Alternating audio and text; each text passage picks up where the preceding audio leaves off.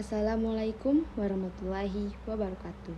Perkenalkan, nama saya Amelda, biasa dipanggil Amel. Saya berasal dari Kabupaten Dharmasraya, lebih tepatnya di Kecamatan Kota Baru. Fakultas Ilmu Pendidikan dari Prodi Administrasi Pendidikan dengan NIM 24002-064. Baiklah, pada saat ini saya akan menjelaskan tentang komunikasi organisasi. Apa sih itu komunikasi organisasi? Komunikasi organisasi merupakan bentuk pertukaran pesan antara unit-unit komunikasi yang berada di dalam suatu organisasi. Komunikasi organisasi mengacu pada orang-orang yang bekerja, karena kita dalam melakukan pekerjaan, kita memerlukan komunikasi. Jika kita tidak bisa menggunakan komunikasi dengan baik, maka kita akan kesulitan dalam melakukan pekerjaan yang berkaitan dengan satu orang dengan orang lainnya. Tidak ada satupun manusia di muka bumi ini yang tidak memerlukan komunikasi. Kita sebagai manusia, kita sangat memerlukan komunikasi di dalam kehidupan sehari-hari kita, baik dalam bekerja, dalam bergaul dan berteman, ataupun dalam lingkungan kampus. Kita sangat memerlukan komunikasi karena kita sebagai manusia disebut juga dengan makhluk sosial. Dari komunikasi kita bisa mendapatkan pembelajaran yang sangat banyak, sehingga kita dapat berbagi wawasan terkait dengan komunikasi. Komunikasi ini tidak hanya bisa dilakukan dengan suara saja, melainkan dengan gerakan tangan, kedipan mata, dan banyak lagi yang bisa kita lakukan dalam berkomunikasi. Dalam menggunakan komunikasi dalam pekerjaan, kita harus mendapatkan komunikasi yang sangat efektif. Komunikasi yang efektif sangat diperlukan di dalam suatu pekerjaan atau suatu organisasi yang kita lakukan.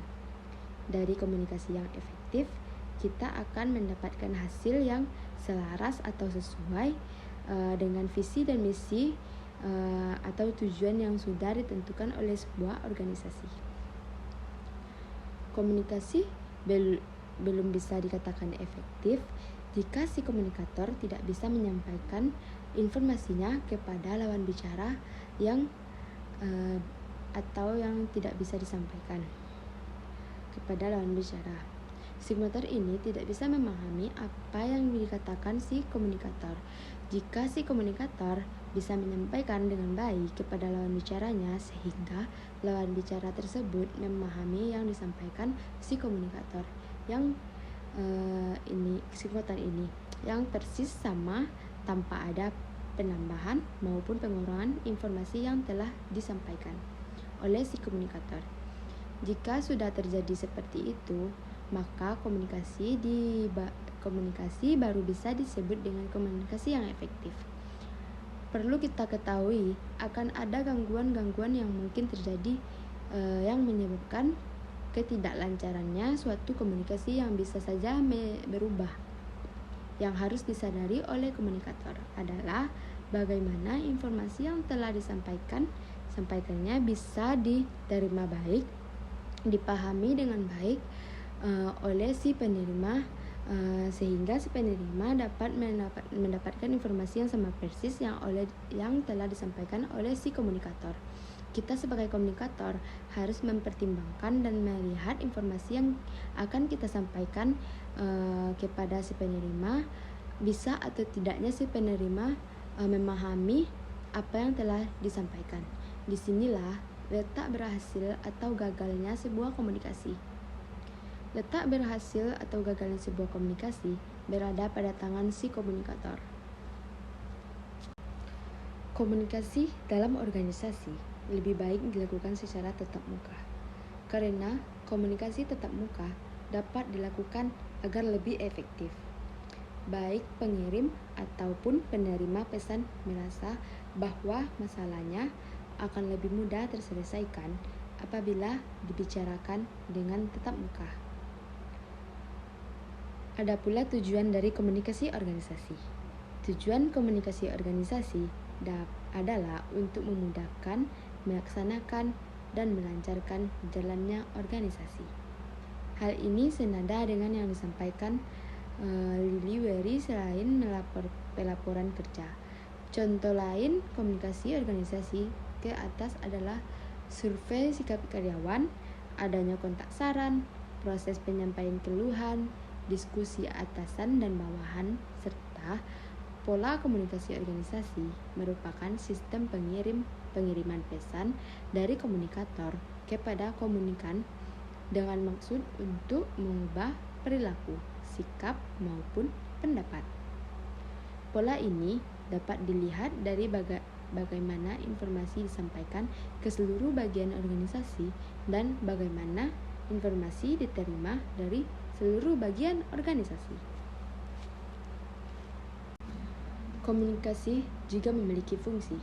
Komunikasi yang berfungsi sebagai sarana menghibur tidak hanya bisa memberikan kesenangan dan hiburan bagi penerima, tetapi juga dapat membantu mengurangi stres, meningkatkan mood, dan menciptakan suasana yang lebih positif.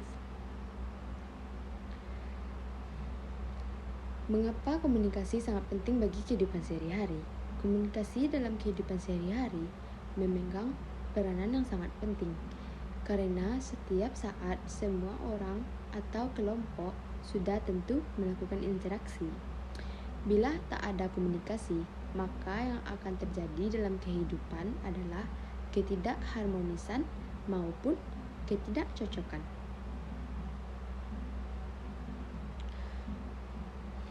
Konsep komunikasi adalah sebuah rancangan dan sebuah ide yang disusun agar sebuah proses penyampaian pesan kepada orang lain dapat terorganisir dan bisa langsung memahami pesan tersebut serta memberikan umpan balik yang baik. Komunikasi yang baik sangat penting dalam memastikan koordinasi dan pengendalian individu, kelompok, dan departemen. Komunikasi yang baik memastikan individu mengetahui apa yang diharapkan dari mereka, bahwa orang yang tepat menerima informasi yang benar, dan adanya koordinasi dalam organisasi.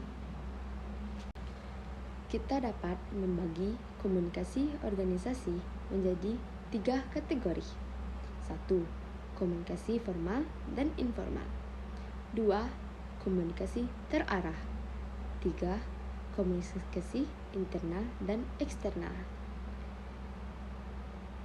Dalam arti luas atau secara umum, komunikasi adalah suatu proses penyampaian informasi, gagasan, emosi, keahlian, dan lain-lain melalui penggunaan simbol-simbol seperti kata-kata, gambar, angka-angka, dan lain-lainnya. Jadi, dalam kehidupan manusia ini tidak pernah lepas dari komunikasi. Kita tidak bisa menghindar dari sebuah komunikasi. Kita selalu menggunakan komunikasi. Kita harus membiasakan berkomunikasi dengan baik, dengan siapapun, dan dimanapun itu. Mungkin hanya ini yang bisa saya sampaikan tentang komunikasi organisasi. Mungkin dalam video ini masih banyak kekurangan dan salah dalam perkataan, baik disengaja maupun tidak disengaja.